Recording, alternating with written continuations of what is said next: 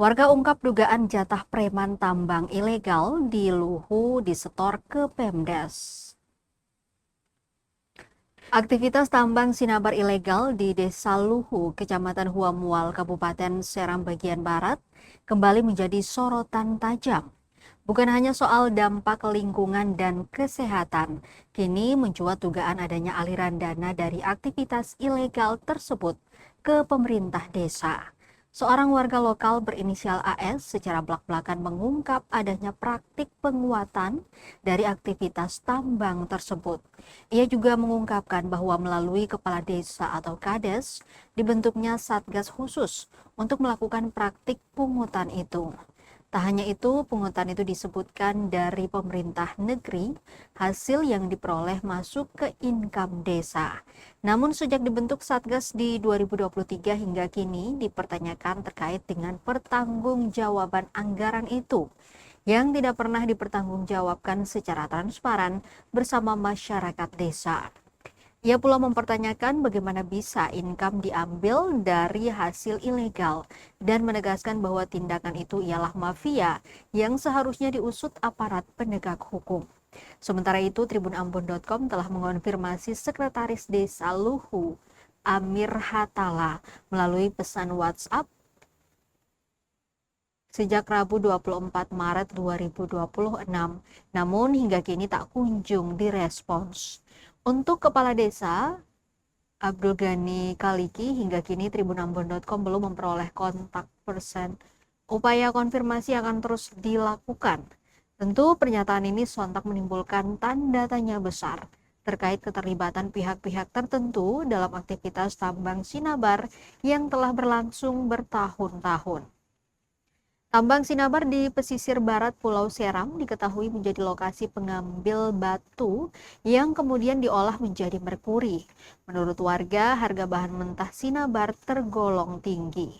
Per kilogram batu sinabar belum diolah disebutkan mencapai 800 hingga 900 ribu.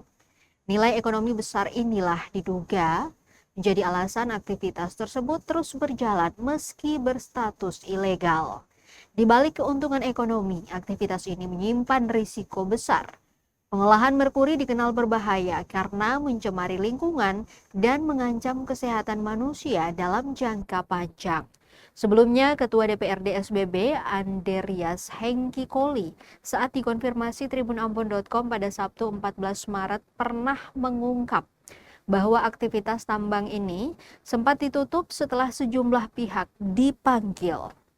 Namun faktanya, tambang tersebut kembali beroperasi hingga saat ini. Tentu aktivitas itu hingga kini sejumlah pertanyaan mendasar belum terjawab. Bagaimana status perizinannya? Siapa yang mengawasi dampak lingkungannya? Dan sejauh mana peran pemerintah daerah? Hingga kini dikabarkan aktivitas tambang masih berjalan tanpa informasi publik yang jelas terkait pengelolaan maupun pengawasan resmi. Pemerintah daerah SBB melalui Kepala Dinas Lingkungan Hidup Albert Maulani mengaku memiliki keterbatasan dalam menangani persoalan ini. Menurutnya, kewenangan pengelolaan pertambangan mineral berada di tangan pemerintah pusat. Pengawasan dan regulasi berada di bawah Kementerian Teknis, sepertinya Kementerian ESDM dan Kementerian Lingkungan Hidup dan Kehutanan.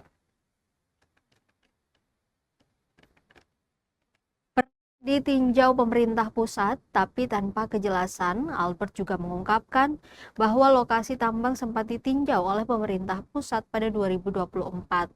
Namun hingga kini tidak ada informasi lanjutan yang disampaikan ke publik terkait hasil maupun langkah penanganannya. Hal ini memunculkan kecurigaan dan keresahan di tengah masyarakat. Dengan terus berlangsungnya aktivitas tambang ilegal ini, masyarakat kini menuntut transparansi dan kepastian. Jika tidak segera ditangani, aktivitas ini dikhawatirkan akan menimbulkan dampak yang lebih luas dan berkepanjangan. Luhu kini bukan sekadar isu lingkungan, tapi juga menyentuh aspek tata kelola hukum dan kepercayaan publik.